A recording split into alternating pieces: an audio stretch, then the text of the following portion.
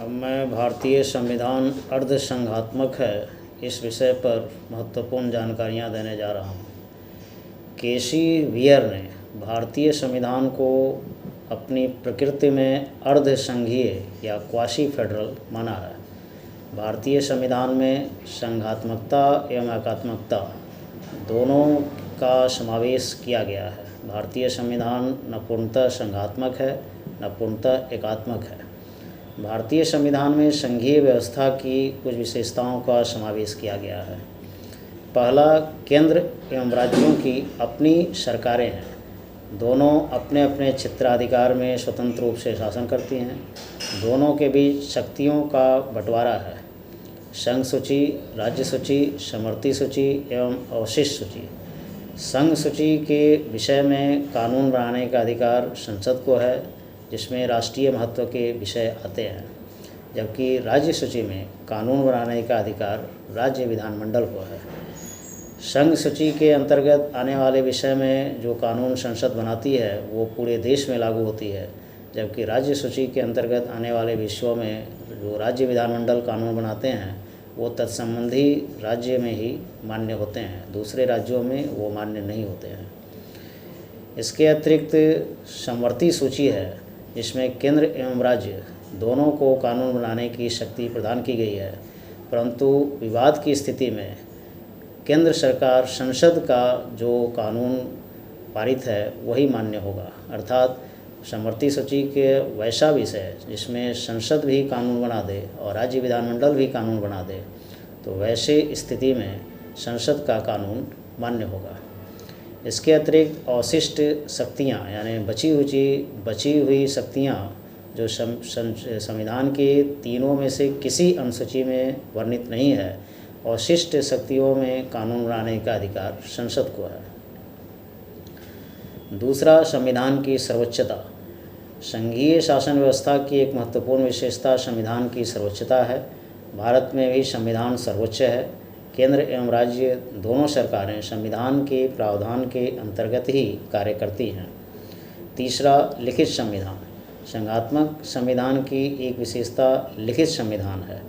संघीय सरकार में एक लिखित संविधान होता है, जिसमें केंद्र राज्य संबंध, कानून बनाने की प्रक्रिया, विभिन्न राजनीतिक पदों की स्थिति, नागरिकों के अधिकार एवं कर्तव्य इत्यादि लिखित रूप से वर्णित होते हैं। भारत में भी एक लिखित संविधान है। चौथा, स्वतंत्र न्यायपालिका। संघीय शासन व्यवस्था की एक महत्वपूर्ण विशेषता स्वतंत्र न्यायपालिका है। स्वतंत्र न्यायपालिका से तात्पर्य है कि न्यायपालिका कार्यपालिका के नियंत्रण में नहीं रहती है। न्यायपालिका स्वतंत्र रूप से अपना निर्णय सुनाती है। न्यायपालिका कार्यपालिका के नियंत्रण से मुक्त है। भारत में भी ये प्रावधान है, क्योंकि न्यायाधीश जिनकी नियुक्ति राष्ट्रपति करता है, उनके हटाने की प्रक्रिया महाभियोग प्रस्ताव के द्वारा संसद को प्रदान किया गया है। अर्थात कार्यपालिका को न्यायाधीशों को हटाने का अधिकार नहीं है। न्यायाधीशों सर्वोच्च न्यायालय के मुख्य न्यायाधीश या अन्य न्यायाधीश तथा उच्च न्यायालय के मुख्य न्यायाधीश एवं अन्य न्यायाधीश दोनों को हटाने का अधिकार संसद को है, जो महाभियोग प्रस्ताव के द्वारा उन्हें हटा सकती है। ये भी संघात्मक शासन व्यवस्था की एक महत्वपूर्ण विशेषता होती है।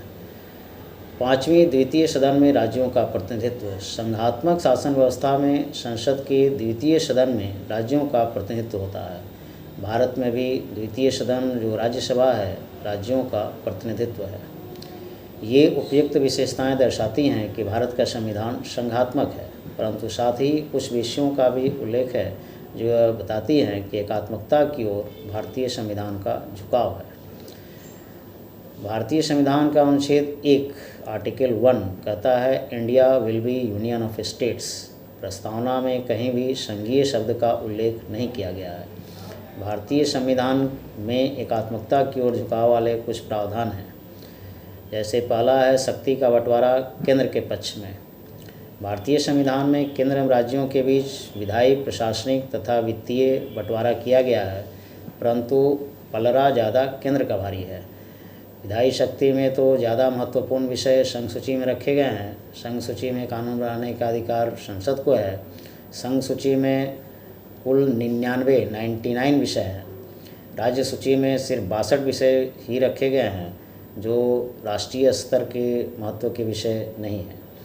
समवर्ती सूची में दोनों का अधिकार है, लेकिन मतभेद की स्थिति में केंद्र का कानून मान्य होगा। और शेष शक्ति में तो पूर्णतः कानून बनाने का अधिकार संसद को ही है। प्रशासनिक मामलों में भी केंद्र का पलड़ा भारी है। भारतीय प्रशासनिक सेवा के सदस्य जो राज्य में प्रशासन संभालते हैं, केंद्र की प्रतिनिधि के रूप में काम करते हैं। उनकी नियुक्ति संघ लोक सेवा आयोग के द्वारा की जाती है।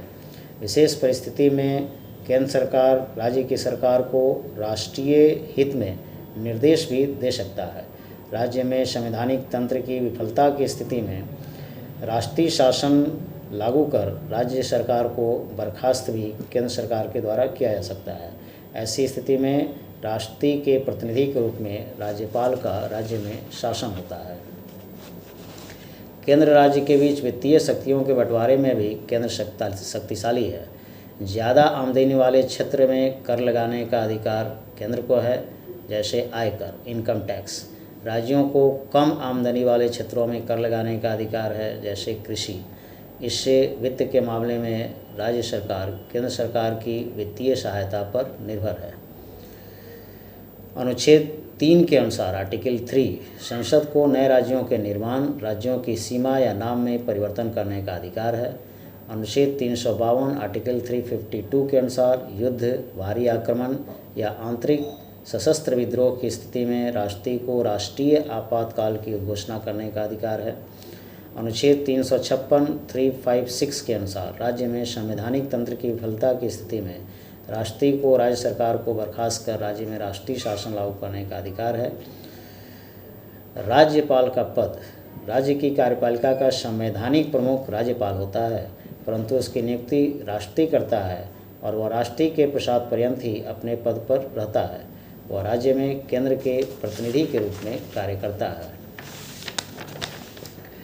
अनुच्छेद 248 248 के अनुसार अवशिष्ट सूची रेसिडुअरी लिस्ट में कानून बनाने का अधिकार संसद को है। अनुच्छेद 249 249 के अनुसार राज्यसभा को यह अधिकार है कि वह किसी राज्य सूची में वर्णित विषय को राष्ट्रीय महत्व का विषय घोषित कर दे। ऐसी स्थिति में वैसे विषय में कानून बनाने का अधिकार 1 वर्ष के लिए संसद को प्राप्त हो जाता है। अर्थात राज्य सूची के विषय को भी राष्ट्रीय महत्व का घोषित करने का अधिकार राज्यसभा को है और वैसी स्थिति में 1 वर्ष के लिए कानून बनाने का अधिकार संसद को प्राप्त हो जाता है। अनुच्छेद 254 254 के अनुसार समवर्ती सूची के विषय में कानून बनाने का अधिकार संसद एवं राज्य विधानमंडल दोनों को है, परंतु मतभेद की स्थिति में संसद का कानून ही मान्य होगा। अनुच्छेद 312 312 के अनुसार नई अखिल भारतीय सेवा गठित करने का अधिकार राज्यसभा को है।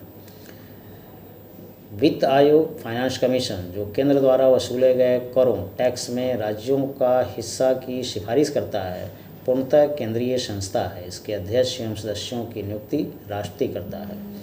अनुच्छेद 256 256 के अनुसार संसद द्वारा पारित किए गए कानूनों के क्रियान्वयन के संबंध में संघीय कार्यपालिका को यह अधिकार प्राप्त है कि वो राज्य की कार्यपालिका को आवश्यक निर्देश दे। एकल नागरिकता संघीय व्यवस्था में दोहरी नागरिकता की व्यवस्था रहती है, एक केंद्र की दूसरी राज्य की, परंतु भारत में एकल नागरिकता है। एकीकृत न्यायपालिका भारत में एकीकृत इंटीग्रेटेड न्यायपालिका है, जिसमें सर्वोच्च शिखर पर सर्वोच्च न्यायालय सुप्रीम कोर्ट है। सर्वोच्च न्यायालय के निर्णय पूरे देश में सर्वोच्च हैं। देश के सभी न्यायालय उसके अधीन हैं। नीति आयोग जो देश के समुचित एवं निरंतर विकास के लिए योजना बनाता है, ये अध्यक्ष प्रधानमंत्री होते हैं। इसके उपाध्यक्ष एवं सदस्य की नियुक्ति केंद्र सरकार करती है।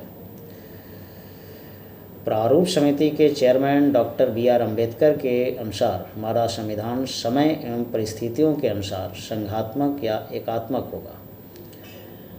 भारतीय संविधान संरचना में संघात्मक परंतु आत्मा से एकात्मक है, अर्थात अंततः भारतीय संविधान अर्ध संघात्मक है।